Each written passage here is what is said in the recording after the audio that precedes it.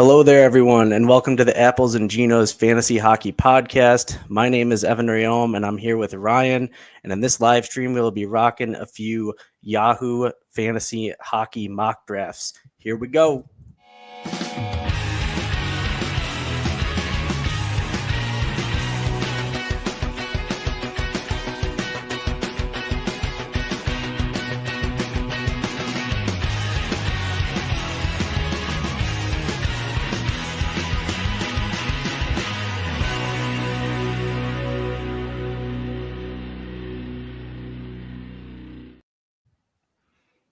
Awesome. Welcome in, everybody. Love that Austin Matthews Selly.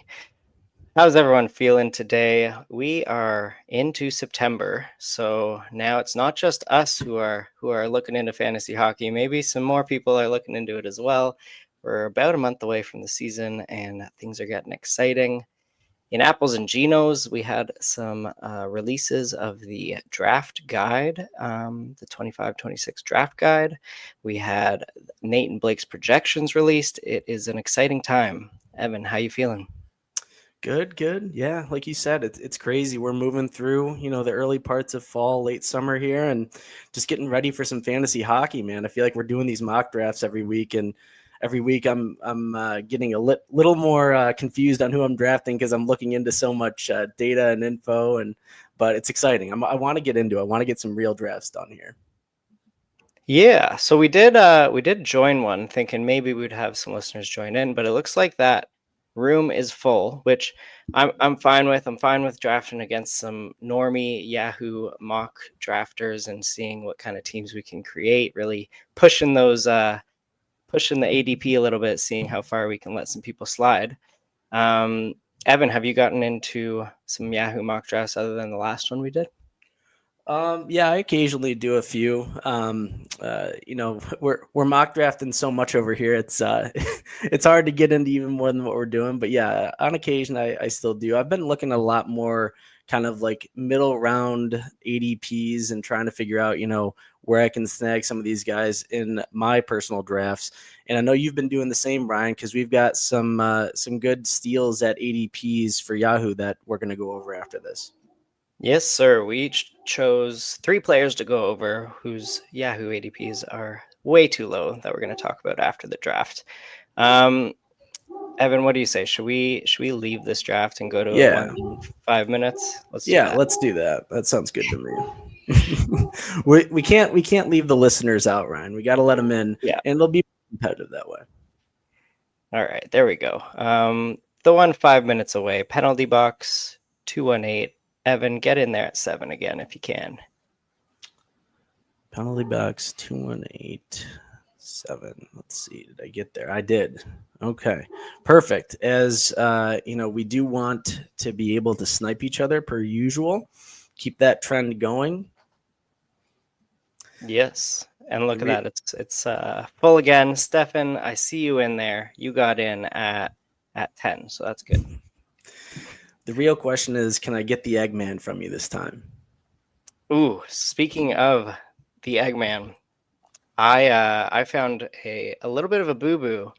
I found a tiny bit of a typo in my calculations for his projections, and it was a little bit excessive on the shots on goal. And so I'm a little embarrassed to admit it, but my second version of my projection sheet is updated now. That is corrected. And Darnell Nurse, the Eggman, is a little less valuable than I thought he was based on what I had. So I will share my new projections here. It knocked him down just a tiny bit.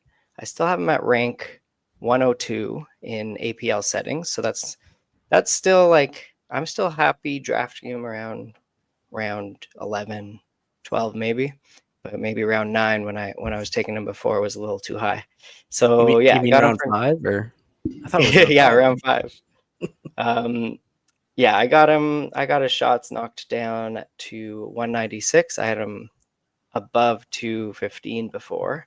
and his goals are at 9. I think I had him getting 11 goals before, and I got him at 36 points. Still getting monster hits, 169 hits, and monster blocks, 150 blocks. So I still like the Eggman, but I did find a little bit of a mistake. Absolutely. You think Jake Wallman, his arrival there, does anything to Darnell Nurse with his ice time, or maybe it even helps him at even strength? I don't know. What do you think about that? Yeah, that I don't think it hurts him. Darnell Nurse is not getting like power play time, and I think the power play time he does get on power play 2, I think they'll run him and Wallman when they do that. But I got him just for like a minute per game of power play ice time, and I think Wallman helps him because he's more of an offensive threat and really helps the offense play there. Yeah, absolutely. It's weird. I keep looking at a lot of these Edmonton projections and, guys, and I'm just wondering where they're going to kind of settle in this season. I keep going back to the 2 years ago when everyone had a monster season versus last year and trying to find kind of a middle ground. One guy I keep looking at is Evan Bouchard, really thinking where he's going to settle in. Is he going to be kind of closer to the floor, like 60-point defenseman, or is he going to get back up closer to a point per game or somewhere in the middle? Where did you have his projections at? Yeah, I actually do have him pretty in the middle here at 73 points, 31 on the power play. I do see, like, I have Edmonton. I have the top guys really turning it up a notch from last year. Not quite the 140 pace that McDavid was doing previously, but I have McDavid getting back up to 126, and I am higher on Draisaitl than I think a lot of people. I have him getting 52 goals and 121 points. What I have is their power play producing a lot better. I just think these two are elite, and last year was a little bit of a down year, and it's gonna rebound. Yeah, I don't hate that at all. You want some of that Edmonton stock going into the season one way or another. Yeah. We got Killer Beast. He said he got in there at the 2 spot. We got a Ryan in at the 2 spot. Is Killer Beast, are you a Ryan as well? Are we fighting for the same name here? We should mention we're without our other co-host, Brian, that was unable to make it today, so we're missing him. But we've had it before where we miss one of our key pieces and we kind of keep chugging forward. Yeah, we'll miss Brian today. I think we've learned how to be nice to each other, so that's good. We don't need Brian to keep things nice. Yeah, just walking the line of civil and good content. There's a fine line there. Nice. Yes, and confirmed Killer Beast does share my name, so that's great. Great news there. We got a couple of Ryans in this draft. I hope he doesn't go after all my Ryans, like Ryan O'Reilly, Ryan Nugent-Hopkins, maybe even a Brian Rust. No, that's for Brian. Yeah, exactly. So what do you think, Ryan? What do you got coming up? Do you have any of your the APL draft, I'm sure, is coming up for you. Any other drafts that you've got scheduled on the clock here in the upcoming days or weeks? Well, unfortunately, not unfortunately, I have a draft right after this podcast, but that one's for fantasy football. So got to mix a little bit of that in. It just happened to be scheduled tonight. But no, I got I got a little blessing to be put into tier 1 of the APL. I hope I can live up to these expectations and crush Nate and Blake and everyone else that they thought were good enough to be in tier 1. So we have a little bit of a special draft where we're finding a fast draft time where we can all make it, and that's going to be later in the month. So we got some time to prepare because a little more pressure being in tier 1. Yeah, and Sorry, go ahead. I was going to say, I feel fortunate to be in tier 2. I'm completely fine not being in the tier 1 category with you 3 sweats, and I will earn my way to that spot. but maybe it'll be probably not, but it might be a little bit of an easier road then. But yeah, the wins will mean more for you if you can end up getting Blake or Nate in a matchup. Yeah, I mean, I'm definitely I'll be sweating in that draft a little bit. Definitely going to be tougher competition than every other league I'm in, I think. But we got a question what I think of the APL scoring system. So yeah, the APL scoring system, I think we got 5 points for a goal, 3.75 for an assist. Generally, like, I actually think it's great. I think there's enough emphasis on the peripherals. So guys who get a lot of blocks and hits get right up there. So I actually think it's similar to like being in a categories league, but you don't need to worry about each category. It's just like, no, these are just all adding to the points. And yeah, I really like it. What do you think about the scoring system? Yeah, no, I like it as well. I've kind of said before, I agree with how Nate kind of looks at the scoring and how it should be. So yeah, I'm completely on board. I feel like there's a lot of people that just have different variety of leagues, whether it be the points or cat setup, and you got to kind of find your sweet spot in terms of what works for you. But I'm also happy being in like a few different leagues where you can get some different players at different ADPs that fit that scoring format better. So I think that's kind of interesting to do as well, which leads me to my final question before the draft starts. Ryan, how many leagues do you think you're officially going to be in this year for fantasy hockey? Ooh, that is a great question. I have trouble saying no. So um, it might be around the 10 mark. What about you? Oh, I am on the clock as You we are here. That's going to be there. I will recap real quick. We might not do a full recap because we got some quick picks going on, but we had McDavid, then McKinnon, Draisaitl, Kucherov, Makar went at 5, and I took Kaprizov at 6. Evan, talk to us about your 7th pick. Austin Matthews, this is, I think, the first time I've gotten him in a spot. A lot of times he either goes too high for me or he's already been taken. So I kind of like where I got him at in the kind of 7 to 9 spot.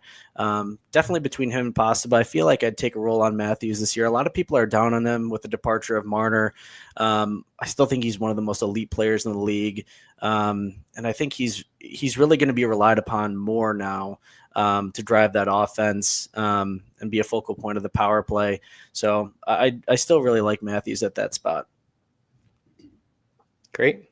Yeah. And yeah, we had after Matthews, Pasta, Kachuk. Jack Hughes went in the first round. Jack Eichel went in the second round. Quinn Hughes went in the second round. And then Evan, you take Artemi Panarin instead of my guy. You left me my guy, Zach Werenski. That's right. It's funny. I got my buddy in here in the comments just absolutely trying to shred me, saying that you're his favorite member. I'm a real dud. He's also saying Matthews is going to be a bust this year, pasta all day. Just hating the comments starting off. We did have a discussion the other day about Werenski. I think he's a great pick here. I'm kind of in a weird spot thinking about, we were talking more him versus Darlene. I think that was a really good talking point because I feel like they're in very similar situations, but I do believe that Werenski is in a better team situation actually. And I think he's more offensively aggressive. And I think that's what you want for fantasy than Darlene. The real question is like, is he going to continue that shot production and point pace that he was on last year? And I think he's probably going to come down a little bit, but in the second round, I still love him there. I'm assuming you kind of feel the same. I don't have him coming down in shot production. I do have him coming down in his points a tiny bit, but I have him getting, I think, 302 shots on the season, which is pretty insane for a defenseman, and just that shot production alone makes him worthy of a second round pick any day. Yeah. Oh, yeah. All right, so I couldn't resist here. I'm looking at Boldy's ADP, which is which you can't really get him at value this year. But I'll take him in the third round and complete the stack with Kaprizov and Boldy before you take Roman Yossi. Mm-hmm. A lot of people are low on Yossi. I'm probably, I wouldn't say the highest on him, but I do think he's worth a third round pick. In the fourth round, it'd feel a lot better, which I probably could have waited for in this Yahoo format, but I'm kind of trying to draft like I would in a standard. But I feel really good about him. I think his floor is going to be kind of like 55, 60 points. I think Nashville's due for a bounce back, and I really, truly believe in the player. Obviously, there's the injury worry, but I'm not as kind of big on that. I think he's going to be able to manage it and come back with a vengeance, really. Yeah, that's good to hear from you, because I know you know some things about some medical issues. You should be like a fantasy hockey doctor. That's That'd a role to fill in the world, I think. That'd be a first for sure. Maybe I can make something of that. Let's see. Yeah. I'm trying to figure out who's left here as my picks coming up. Yeah, so I'm liking a lot of these picks here. We definitely have some Apples and Ginos folks in here, because I was hoping that Philip Forsberg might fall, Jesper Bratt, but Bratt gets taken 35th, probably right around where he should be taken. Keller as well, Tage as well. Like a lot of these players that we think might drop based on Yahoo's ADP. Look at that, right out the queue. Talk to me about the snipe right there. As a little preview for later, players at ADP, but Marty Nikas, I think we're both pretty high on. Obviously, he joins Colorado and Nathan McKinnon there. I think things only get better for Marty Nikas. I'm looking at easily point per game guy. Great rush player, really drives offense, and is going to fit great on that top power play with two of the best players in the world. So I don't think, and it's funny, as you take Brandon Hagel, it was between Natchez and Hagel for me. So very good. That's great. So I'm glad you left me the dual eligible guy, because my roster will have more flexibility now. So thank you for that. I did see that. That's a great observation from an astute fantasy mind here. Yeah, I was reading Nate's part in the big fantasy hockey draft guide that was just released. He did a huge, awesome piece on like all of his secrets to fantasy hockey. Literally, he just tells you all of his secrets, why he's so good. Really good tidbits in there, including how to really value dual eligibility, and how Nate thinks that it's a little undervalued even in like expert fantasy hockey circles. I would agree with that. I think a lot of players, when you're looking at two similar players at ADP, you look at, dual eligibility and sometimes tri eligibility as a huge factor because they can fit into your lineup on days when others wouldn't. And you don't have to make those tough decisions. You can just throw them into a different spot. So it definitely is a huge factor and something I pay attention to on draft day. But yeah, it really does make a difference. And we're kind of going quick as this is a Yahoo mock, but I go Marty Nikas at the 4-6. You go Brandon Hagel at the 4-7. We got Suzuki, Josh Morrissey, Barkov, Kempe, Igor Shesterkin, Mark Scheifele, Lane Hudson, Adam Fox at the 5-3, which is a great pick as I was thinking about picking him up. Connor Bedard at the 5-4, Ovechkin at the 5-5. Hugo Mackenzie Weegar. Talk to me about Weegar.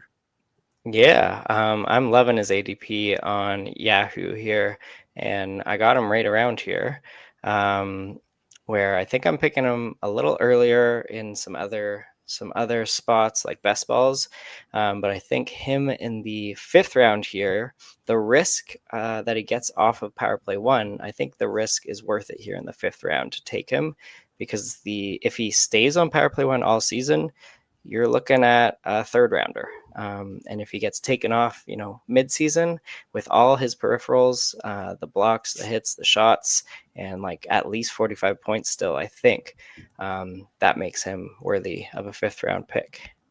Yeah, absolutely. And then we do have a little bit of question I want to address. Dang, Nate Dogg, this guy was going to join our draft. He's asking if we're doing another one. Unfortunately, because of me prioritizing fantasy football later this evening, we can't be running 2. We're just running 1. So my bad there. Another question, is this bangers? What are the hits points? So yeah, I didn't really address this, but we kind of just went into this draft as if you would go into really any Yahoo mock. It's like you go to a Yahoo mock, you kind of have your own leagues in mind when you're mock drafting.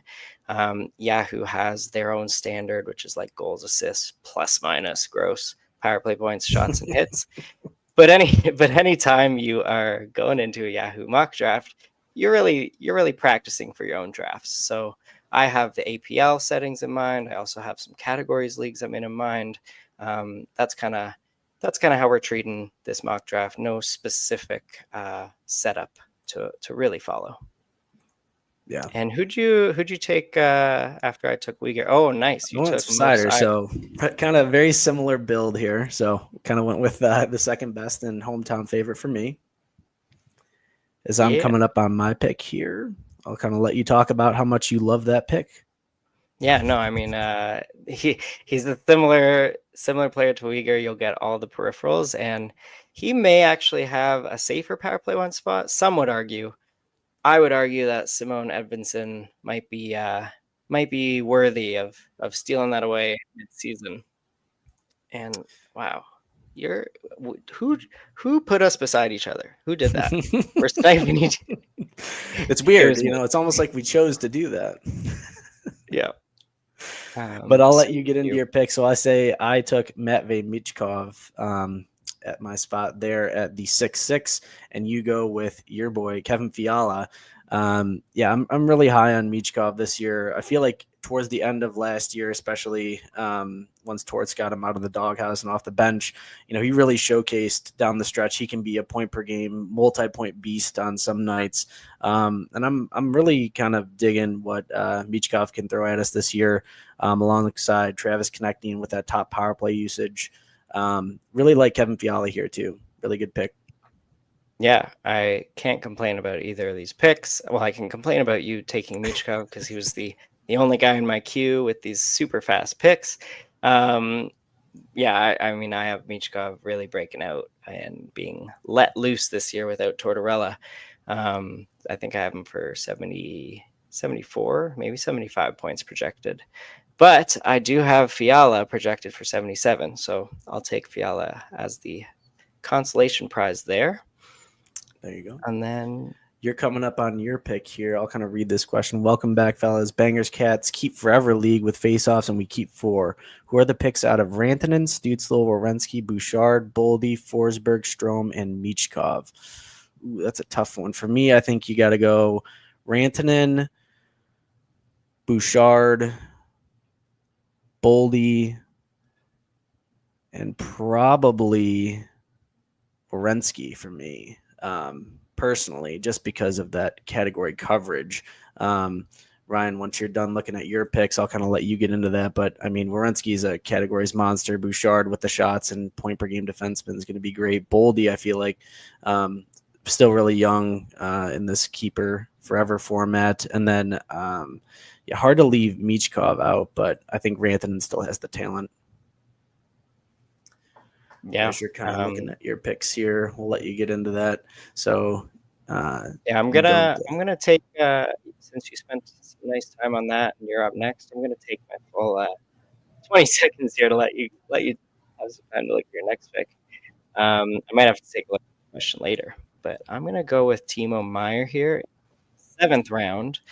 Another dual eligible player. I have a lot of left wing, right wings guys, and I'm at this point where I don't have any centers, and I'm really happy to not have any centers because I think there's a lot of value at center late, and you just have one center and you're sticking to that. So I think we view that similarly. In terms of that, you definitely went good with the Timo Meier there. I'm super scared about his power play usage. I know that's not like a make or break for a lot of draft spots because his floor is so good even without that. And especially in the 7th round here, really good. If only they would, and if he does end up getting the top power play in the 7th round, then you're laughing. Yeah, and that's kind of what I have. I'm actually projecting him to make his way onto Power Play 1. Hopefully, Keith, listens to me and listens to what I say, reads what I write. Timo Meyer belongs on Power Play 1, so put him there. But I think 7th round, if he is banished like he was last year to Power Play 2, I still think he'll have a bit of a rebound from what he did last year. And we got Taco Tuesday. What's your guys' read on where Marner fits on Vegas Power Play? It's probably between Stone and Hurdle losing their spot, but both play around the net. I think we've touched on this before, Ryan, and I think we view it similarly. I do think Stone's going to come off that power play. I can't see them taking Dorofeyev off with that shot and him being left-handed. If they add Marner, then that's going to be, 3 right-handed guys on their power play. And kind of Jack Eichel has that spot on the wall, Shea Theodore at the point. I think Tomas Hertl's kind of solidified in that front. He got a ton of power play goals last year there too. How do you view that? Yeah, I do view it as the same. I got Stone as the odd man out, but it's tough because Stone, he's quite the hockey player and he's quite the the presence for that Vegas team, and he's been there for a while, so it'll be tough to take him off the top power play. I think and Nate and maybe Blake as well, they seem to think that they might run a 5 forward power play like they did with Marner at the point there. Who put you next to me? What is going on? I'll let you think about this as I keep stealing. How do you do that? It's almost like I have direct access to your queue. No, it's similar. Like in a lot of drafts where to me Nico Hischier is kind of falling, and he really proved what he can do. With his goal scoring ability is so elite. Especially with the question of Jack Hughes' health. If Jack Hughes goes down, I think Nico Hischier becomes that much more valuable trying to run, score on that power play, score at even strength. But Nazem Kadri, a solid follow-up. I think you had kind of gone into it before. I think didn't you have Kadri in your projections kind of doing even better than this past year? I can't remember. I thought we talked about this previously. No, not necessarily. Not too happy with that consolation prize. So yeah, you go Hischier in the 8th, and you force me into taking Kadri in the 8th. I have Kadri at 31 goals, 67 points, but like 286 shots. So just firing the puck. Hischier started scoring a lot of goals last year, especially at the start of the season. He was pretty on fire and then dropped off a bit, but I do have Hischier getting 74 points, 32 goals. He is a bit of an injury risk though, but do we ignore that here? Do you ignore that, Evan? I think you, based on some of our discussions, I think you probably take it into account a little bit more than I do. I'm probably on the riskier side. I've taken quite a bit of risk, especially in the mid-round picks sometimes that have unfortunately paid off for me in some drafts. So I feel like I can just keep running with it. I remember drafting Stamkos when he came off of his kind of blood clot and leg injury and stuff like that, and he had a full season with crazy point production. Same thing with Malkin on his first truly healthy year, and I feel like I just kind of roll with that. And then Werenski last year, obviously we got him at value in ADP last year, but I feel like some of these injury narratives, it just takes 1 year for a player if they get healthy and can put it all together, especially with some of these point paces. That's kind of what I look at more. But I think, yeah, it's smarter to get some of these safer players that don't have the injury tag, and especially when you're comparing 2 players at similar ADP, you want to take it into account for sure. Well, I mean, it's not necessarily smarter. Don't just because I take it into account, just don't assume it's smarter. But no, I take it into account for my projections a little bit. If I might knock it down a few games played, but I think at this point in the draft, because of the replacement value player that you can pick up off of waivers, if Nico Hischier misses 10 games at a 75-point pace, you can probably find a waiver wire player at a 60-point pace, and then you're at an 82-game pace of probably 72 points rather than 75. So I I don't think I think past like the third round, honestly, is when I totally ignore injury risk. But before that, I might account for it more than some other guys around here.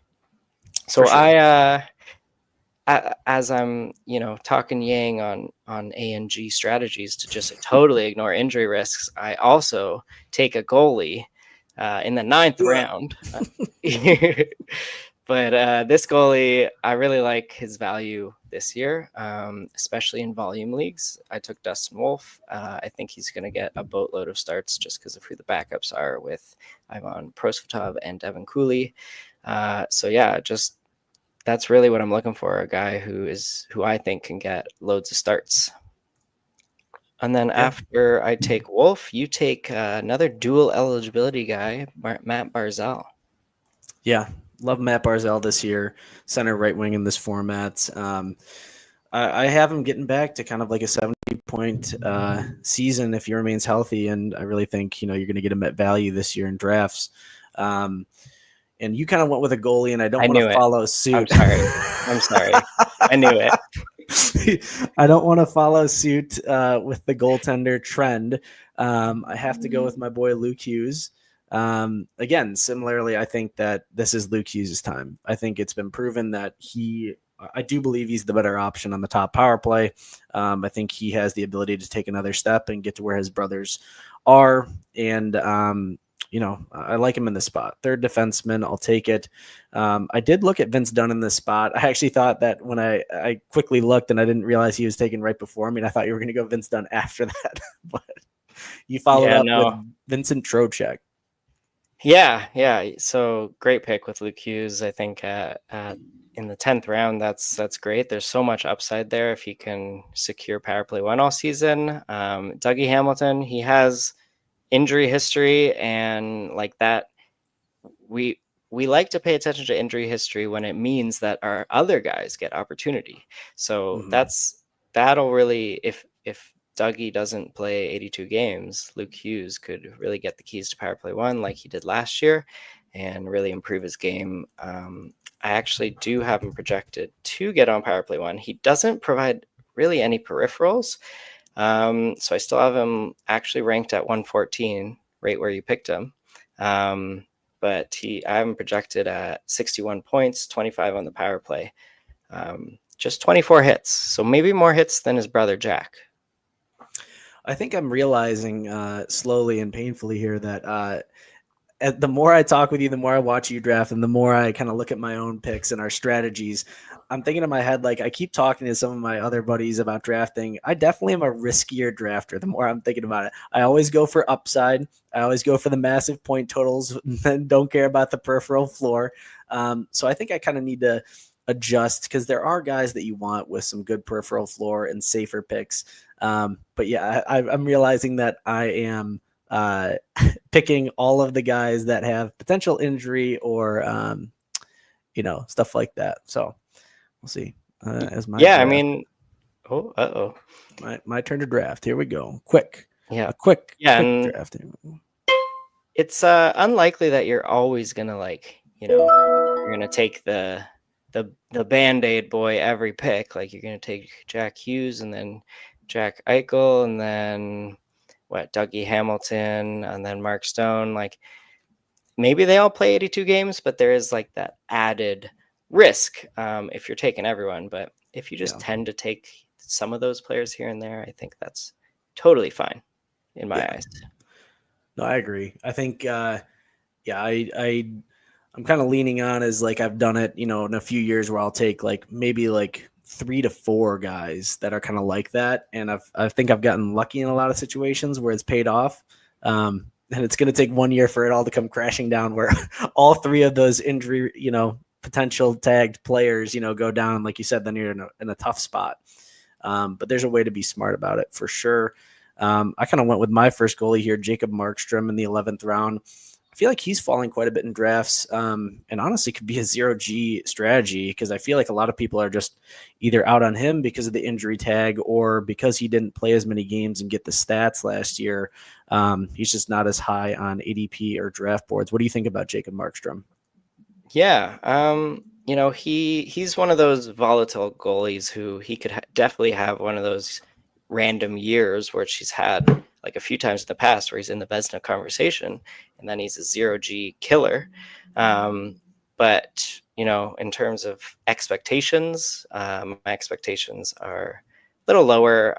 They gave Jake Allen a weird contract, and I actually think that Jake Allen will still get at least 30 starts, which will limit the upside of Markstrom. So I don't think I'm drafting Markstrom where he's going at the moment. I like a few other goalies, but you know, if you think he'll get more than 55 starts, like right there, that's a great pick. I'm also just like team situation. I think that, you know, the Devils are just in a good bounce back spot. I think they're a great team. And I think that he'll rack up some of those wins, especially as like a late round goalie. So I'm definitely happy with him there. I'm trying to see who I can snipe from you here. And as I'm coming up on my pick here, I'm hoping this is going to be a good one for you. It wasn't a snipe this time, but I do like it. He was on my mind. On your mind, but not in the queue. Need to do better as you're coming up on your pick. And right before that, Pavel Buchnevich went, and I think that I kind of was in a similar thought process of looking at both of them, but definitely like the Nuge bounce back. And you go with Rickard Rakell, who I also briefly kind of looked at. I'm curious to see like how he really does this year. He's going to get all the opportunity in Pittsburgh. I think he's going to be top power play. He's getting the hits. He's getting the shots. What do you think about his value kind of leading into drafts if he remains on Pittsburgh the whole year? Yeah, I'm really surprised at his ADP this year. So I just took him at 139. I think his ADP was a little further than that, but he had like a career year last year on a bad Pittsburgh team. There definitely should be a bit of regression in terms of some shooting percentages, but I still have Raquel, you know, playing top line minutes, top power play minutes with Sidney Crosby, getting a lot of shots and hits. So, and then that try eligibility was just staring me in the face, and I'm like, yeah, give me that flexibility on my roster, please. Yeah, no, the try eligible status for him is huge. So, yeah, we've got some good picks here. Owen Tippett and Patrick Kane go similar. And I don't think we, I don't think we said who you thought you might snipe me at, but you took Nuge right before I took Raquel in the 13th round.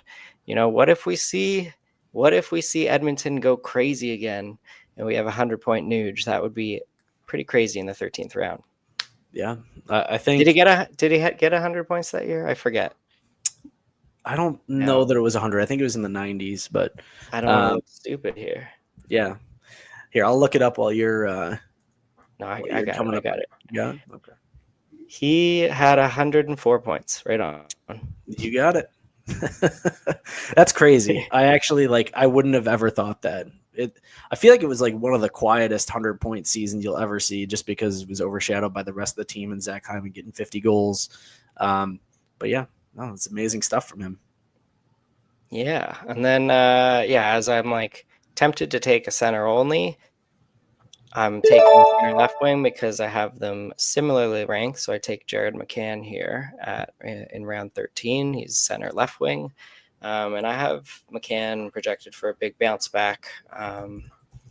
I just hope the new coach in Seattle can recognize that Jared McCann is the guy there to play more than 13 minutes even strength time, like get him up to 14, 15 and get him on the top power play.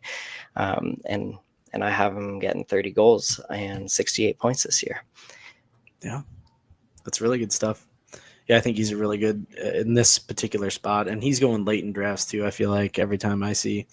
Right after that, I go Noah Hannafin. I feel like I'm drafting him in a lot of spots. It's interesting, as we were talking about the injury tag. One of those guys I drafted last year was Shea Theodore, and I think that point pace and offensive defenseman on that Vegas power play, you're not going to get much better, but he has definitely had some struggles staying healthy. So this year I'm focusing on grabbing Noah Hannafin, who they locked up, and is very capable of running that top power play when he is on there. So as an injury handcuff, and even without the top power play, he's still a productive defenseman. Yeah, and they chose, I think, in the first couple of games of the playoffs, they chose to put Hanifin there when Theodore was healthy instead of Theodore, which definitely raised some eyebrows. It didn't last that long, but they definitely like Hanifin in Vegas. Definitely do. And we got a little goaltender run. So coming back into the 14th round, we got Joseph Full, Linus Olmark, and then I go Thatcher Demko, and you go with Jake Wallman, avoiding the Eggman here. Yeah, I believe the Eggman has been picked, so I can't take him anymore. No. He did. He went at the end of the 13th. Unbelievable. Yes. Yeah, and then I just added Lucas Dostal to my queue. So Ryan, you're sniping me there. Good job. I would have loved Wolf and Dostal. Dostal. How do you say his name, Evan? I think I've gone Dostal. But yeah, I feel like anytime you're saying the player's name, there's a correct way to do it, but then there's the way where it sounds cool. So, you know, and a lot of the announcers pronounce it that way. So I kind of go with that. But yeah, really looking at him. I mean, man, he on all those off nights for Anaheim, plus now that Gibson's gone, he is a for sure target in a lot of my drafts. Yeah, and then I'm gonna go with another goalie here. How do you pronounce his name? Stuart Skinner. Stuart. Yeah. No, that wasn't a cool way to pronounce his name. But yeah, I like Skinner here at the end, second last round of this draft. I think that, you know, Edmonton didn't make any moves in goalie, so Skinner and Pickard are their goalies, and Skinner's still young, so he had a really bad playoffs and a pretty bad year last year. But if he can, you know, just be the average goalie that he was, you know, 2 years ago or even the season prior, he'll get, I think, 55 starts on an Edmonton team that's elite. So I'll take that. I'll take Skinner in the 15th round. And then you go with Cole Perfetti. I really like that. Dual eligible. If I'm not mistaken, he's tri-eligible here, which is crazy because I don't remember him ever playing center. But look at that. As you said, the tri-eligibility was staring me in the face as well as his new spot on PP1 with the departure of Nick Ehlers. But yeah, Stuart Skinner, it's an interesting narrative because he really gets all of the blame. I feel like him and Bouchard defensively get all of the blame for Edmonton, which I guess there's some to put on there because at times Stuart Skinner has played really well, and at times he's definitely let in a lot of soft goals that have changed the course of games. But yeah, I think, like you said, they really don't have another great option. And if you're looking at Edmonton in a team spot, really good. And Nate kind of supports you here. Yeah, he just tells he's supporting that Skinner is now 0G because Skinner used to be reached last year, maybe even the year prior, but now he's fallen enough to be considered a 0G guy. So I'm happy to do that. And then we're coming up on our last picks here, and you are on the clock. I'm putting an interesting guy in my queue. You're not gonna snipe me here. I can guarantee that. I'm trying to just scroll down as fast as I can to see who I can snipe from you, but it's not going to work because I am just going to go with a boring pick. Just because that 1 year where he gets that 40 goals, it's just stuck in my head. And people, I feel like in that year got him off waivers or something, or last pick in their draft. But let's see, who did you go with? I didn't follow up here. You're on the clock. So Sam Dickinson. That's an interesting one. Yeah, I think he's definitely under the radar in terms of rookie defensemen. You know, Parekh, Nikishin, and Zeev Weem have all, you know, skyrocketed in ADPs, and there's high expectations for all of them. But I think no one's talking about Sam Dickinson. Maybe he doesn't make the team at all, but if he does, I think there's no reason for him not to be on the top power play. You know, they brought in Klingberg, but what are you doing in San Jose if you're not checking out your prospects and your talented guys in great spots? And also, when I was digging deep on Dickinson, I found out that he might actually put up some peripherals. He loves to shoot, and a lot of prospect scouts really talk about his big physical frame that he's not afraid to use. So that could maybe lead to some hits. It's hard to project that from the OHL as they don't track that. And I do think he'll get plenty of blocks on San Jose playing a lot of hockey in his own end. So that's why I like Dickinson as some upside, but maybe he doesn't make the team, and I'll just drop him if that's the case. Yeah, no, I think that's really interesting stuff, and I really don't trust John Klingberg. Coming back from that hip issue, and then with his age, that he'll like for sure stick on that San Jose power play the whole year, or even to start. Really, I think he probably will, but I think that's an interesting a take because I've looked at him in some spots, but yeah, I haven't really done the deep dive on Sam Dickinson, so that's very interesting. Yeah, and like in this mock draft, 16 teams, maybe there were definitely some more boring picks that I could probably find great value still. So I think Sam Dickinson's more of a deeper target in like 20 round leagues or deeper than that, or 14 or 16 team leagues. But yeah, the upside is there. Well, what do you think? Do you want to get into these players at ADP, Ryan, so you can get to your fantasy football draft? I think we got a little bit of time. I want to look. I want to take a look at your team and Okay. see if I can find any hate in my heart on any of your picks here. Very good. Too nice to you a little bit tonight. Yeah. Well, you sniped me quite a few times, so I got to praise your picks. It looks like you have a well-constructed team with a lot of dual eligibility and flexibility, so that's great. Okay, here's where I can't hate on your goalies, Jacob Markstrom and Thatcher Demko, because you took them late enough where I think it's still considered 0G, where if Demko gets injured, boom, put him on IR. Who cares? You took him in the 12th round? And yeah. No, I took him in the 14th round. I'm sorry. But yeah, no, I really like I like your Nietzsche's pick. I like Heischer. You sniped me there. I like Hughes. You sniped me there.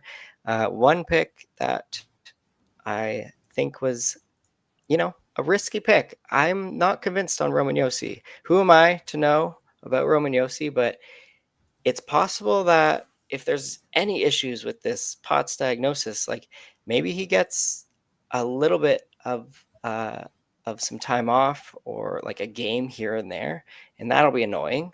You're going to have to put him into the IR plus, or he'll just be playing like 22 minutes a night instead of 24 minutes a night, and that'll drop his elite production down a tiny bit. Take a look at my team, Evan. Tell me if you can, find anything in your heart that you can hate. I hate that you didn't get the Eggman and you had to go with Jake Wallman. But no, I mean, I love Cap, love Werenski, Boldy, Hagel. I think the one player similar to kind of your thoughts on Yossi, like I'm just not a big Mackenzie Weegar guy. His peripheral floor is insane. I love that. For him going as high as he is in like the fourth or third round, sometimes in a lot of drafts with the Zane Parekh looming, I have this kind of like, again, it's like an uncertainty thing, and you want certainty in your kind of first 3 to 5 rounds of drafting. So I'm not a huge Weegar guy, but that doesn't mean I don't like the player. But I totally understand the thought on Yossi too. It's something more for me. Like if you look at, like, for example, where we had our defenseman being drafted here, Josh Morrissey went at the 4.9 and I took Roman Yossi at the 3.7. Josh Morrissey's been a 70-point defenseman, for the past few seasons, and I feel like would be a much safer pick. I feel so weird taking Josh Morrissey over Roman Yossi. It just seems like such a ho-hum pick for me. I want that, the upside, for Yossi to kind of go over point per game like he's done previously. But yeah, it's a risk. It has to be a risk. And, we'll see how it plays out this season. Real quick too, in the comments, we got Crabbrave saying, how do you feel about Mike's team? Says rank number 2. Ryan, I'll let you look at his team. Tell us how you feel about it. Mike, he picked 4th. He went Kucherov, then Reinhardt. No issues there. Gensel in the 3rd round, then that Morrissey pick in the 4th round. Again, no issues. Bedard in the 5th round. I think, again, it's Connor Bedard. He has so much upside, and it's hard to it's hard to project Bedard because I'm expecting similar to last year, but maybe he just takes a development step and then he's really worth like a second or third rounder. But I'm not taking Bedard in the 5th round this year. So don't love that pick, but Pettersson I like in the 6th. And then you took Sergei Bobrovsky before I took Dustin Wolf. I think Bobrovsky is like the most boring goalie to take. I don't think there's upside there. I think he is what he is at this point on Florida. It's a strong team, but he's not going to get like 60 starts. Florida's gonna save their guys. But yeah, like Mike, I really like your Fantilli pick in the 13th round. I got to say that. And Matt Coronado in the last round. So there you go, Mike. That's my thoughts on your team. Yeah, I kind of echo that. I think he had a really good team. I like Dorofeyev too. Like Gostisbehere, going to run that top power play in Carolina. So yeah, really good draft by Mike. I'm actually probably like a little bit lower on Pettersson as well. I'm just kind of super scared off. I know JT Miller's gone, and it seems like Pettersson's going to start the season healthy. He's done it before. He has the pedigree and the talent. I just don't know like where I'm really looking at him in terms of like drafting him, but where you got him here in the 6th round, mid to late 6th round, that might be a little too spicy for me as a center. Yeah. Well, he's center left wing in this. He is okay. If he's left wing eligible, then agree. Yeah. All right. Well, that was super fun. I'm glad we got some sharp Apples and Ginos drafters in there, so that we weren't getting Philip Forsberg in the 4th round or anything like that. But yeah, I'm happy to move on. We have each picked 3 players where we think that their Yahoo ADP is far too low at the moment. And these are guys that I'll be targeting in Yahoo drafts for sure if the guys I'm playing against are only going on Yahoo's ADP. So yeah, my first player here, we have Martin Necas. He's only right wing eligible, but that's not bad. His Yahoo ADP at the moment is 50.5. And Evan, you took him at around there. I think a tiny bit earlier than that, which I don't hate at all because my ranking, at least in the APL settings, has him at 33rd overall. And you can see I'm a little high on him. My projections, 31 goals, 87 points, 33 on the power play. And I got him getting a career high in shots on goal in Colorado. And a big reason for this, look at that picture. Look who he's hugging. He's hugging Nate McKinnon. He's moved on from Rob Brindamore in Carolina. And I think there's a lot more to see with him playing with Nathan McKinnon and getting a lot more shots. McKinnon loves to shoot a lot himself, but he also sets up his players well. And that's a big reason Rantanen, in my opinion, was a 100-point guy plus on Colorado. And you can see Apples and Ginos projection, which is the average between Nate and Blake's projections. Their projection and my projection are pretty close. I am getting a little more shots.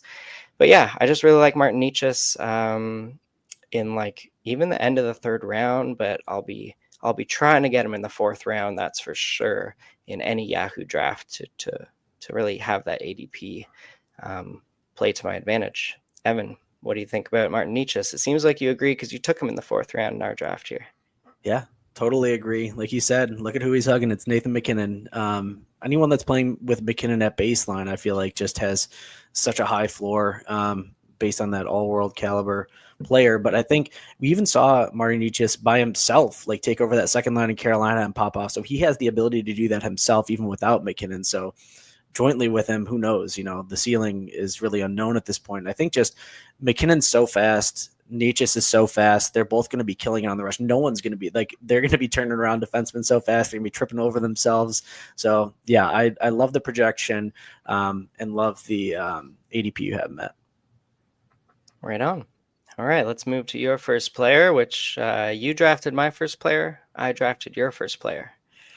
That's right, and that's Brandon Hagel, dual eligible left wing, right wing. Yahoo ADP has him at 54. Ryan, you have him at 29. Your point projection, Ryan, was 33 goals, 84 points, 219 shots with 58 blocks. Nate and Blake's projections had him at 33 goals, 83 points, 214 shots, and 54 blocks. I think we've really just seen that Brandon Hagel is elite. I think it was kind of, is he just kind of like more of a middle six, second line, second power play guy? But even without the power play production, he, went off this past year, and I think that's going to continue. I think Tampa also did some weird things on the power play throughout the year, putting Darren Radish up there, at times like Sorelli even, or Nick Paul. I think he's going to stick there. I think they can figure it out and have him there, and he's going to get more power play points, so that should even out, even if he regresses a little bit at even strength. We even saw his shorthanded production be insane with Anthony Sorelli as well. So yeah, I really love getting Brandon Hagel at value. My buddy and I actually discussed this a few weeks back. It's like, who at like left wing would you rather have than Brandon Hagel? And we kind of went through some players and everything, some comparables, and there's not many. There's not many left wings I would want over Brandon Hagel with that exposure on the Lightning and the individual caliber of the player. Ryan, what do you think?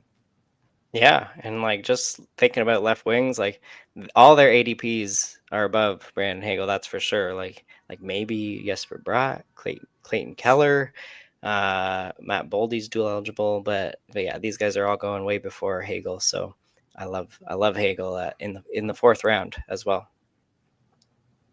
And then moving on to my second guy. I'm warning you about this picture that I pulled up about this beautiful human being. Love watching his interviews. We have Seth Jarvis.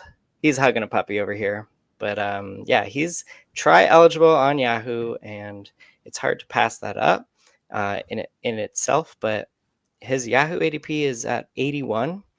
I have him ranked in APL settings at 51st with a projection of 70 points, 34 goals, 230 shots, and 103 hits. That's really close to Nate and Blake's projection as well. They have the same goals and points, a few lower shots, and one less hit. But yeah, I really like Seth Jarvis here. He's really solidified himself as a top line player on Carolina. The upside, I think, is still limited with Rob Brind'Amour. He's going to play all four lines, maybe top three lines at even strength, and he probably won't play his top power play above like 67% power play share. So that limits all Carolina players, but Seth Jarvis has shown that he's definitely here to stay as a 30 plus goal, 70 point guy with some good peripherals. What do you think, Evan? Yep. He's the guy, man. I think it's like you said, if Rob Brind'Amour actually played him on the top line consistently, didn't shuffle and just gave that top line like some more consistent minutes, I think his ceiling could even be higher. But he's a workhorse on that team. And I think he's kind of underrated on the power play as well. But yeah, super great. I mean, ADP Yahoo 81. That'd be if you got Seth Jarvis in the 8th round, I feel like you're almost winning that league almost. That's nasty stuff. Yeah, and the tri-eligibility. Can't resist it. All right, moving on to your second player. So we got Carter Verhaeghe here, and I know Nate's going to love this when he sees it because last year he must have talked about him more than any other player repeatedly on the podcast all the time, as his shooting percentage was insanely low compared to his career. Yahoo ADP has him at 113. Ryan, you have him at 91. Your projection, Ryan, 32 goals, 65 points, 18 power play points, 255 shots. Nate and Blake have him for 33 goals, 66 points, 19 power play points, and 250 shots. With Matthew Tkachuk being out almost the first half of the year, at least the first few months after the surgery, I think it's his spot to lose on the power play. I think he's going to get it. He's got an elite shot. He's going to have that top line with Barkov and Reinhart. And I think they're probably going to, continue to roll with that. There's no reason to me that Paul Maurice would really change what's worked in Florida by kind of shuffling and putting Brad Marchand up there or anything like that. They kind of saw that in the playoffs, but I think Verhaeghe will get that top power play spot, and I think he's due for a massive bounce back, and you don't want to sleep on him here. What do you think, Ryan?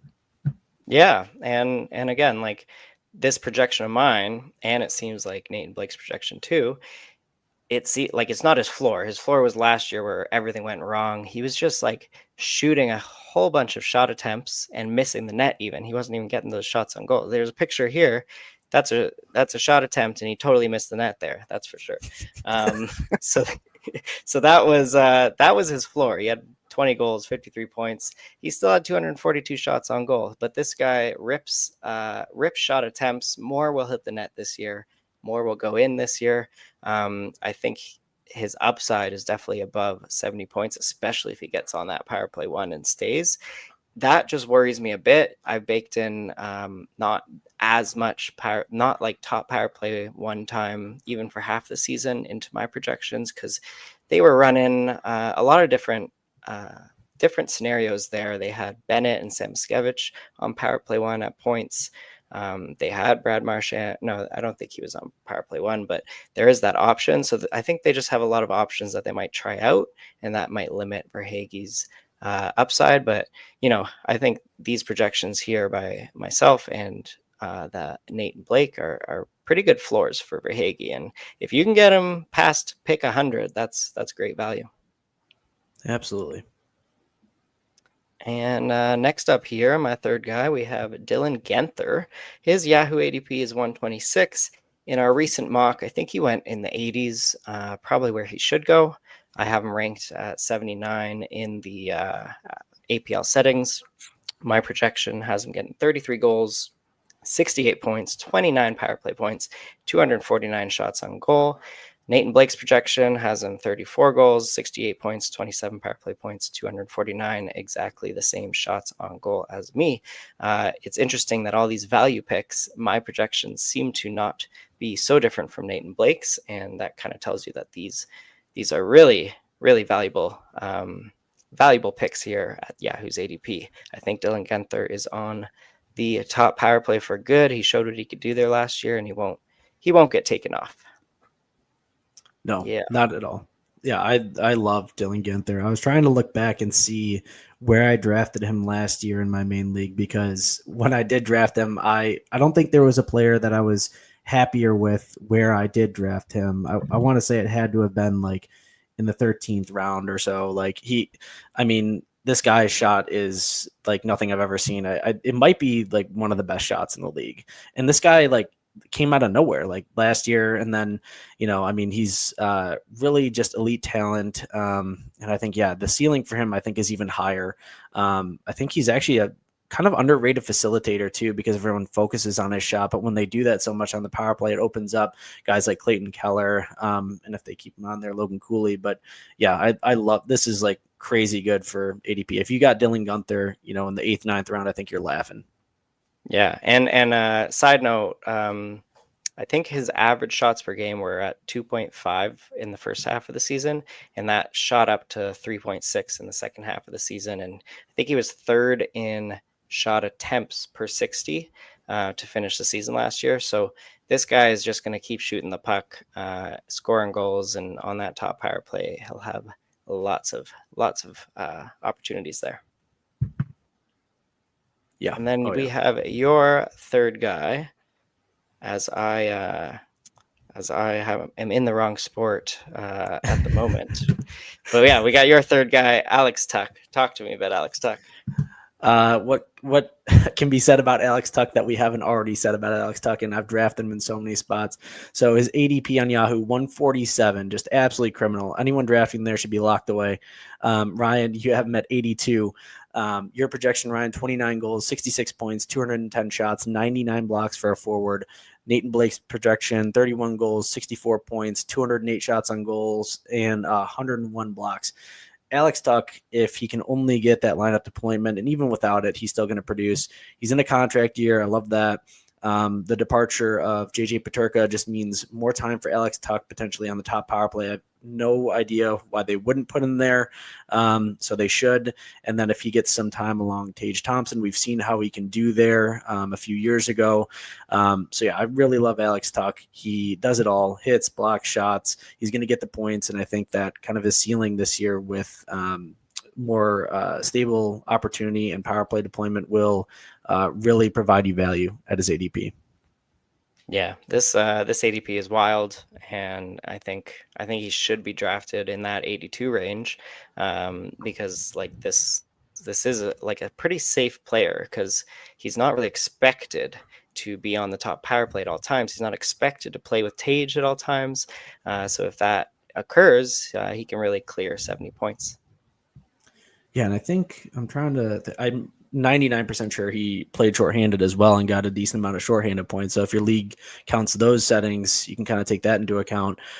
Just severely underrated too. I feel like as a right winger, if you're getting at a like second or third right winger, again, I think you're doing really good in your drafts. So who'd you get with your first pick in your football draft, Ryan? I know the people want to know. The people want to know. Yeah, I'm in a football draft. I started at 8:30. It's a super flex league, so 2 QBs. I was picking 4, and Josh Allen went first, then Jackson, then Jaden Daniels, and I couldn't not take my boy Jalen Hurts. And then I'm going in the second round. What is this? A fantasy football podcast? I'm going Puka Nacua at the 2-7. That's what Absolutely. As we wrap up here, thanks everyone for joining us. It was great. Hopefully these ADP slides helped you out too. Thanks, Ryan. You kind of took the lead on this, and this is really good stuff. Even though we disagree on sniping some of each other's picks, we certainly agreed on these ADPs. So that's all we've got for this episode. Hopefully it brought you some value and helped you get just a little bit better at fantasy hockey today. Many thanks to the band there for supplying the music for the podcast. Be sure to check us out on Spotify as well. Appreciate your time. Thanks for listening. We'll catch you next time.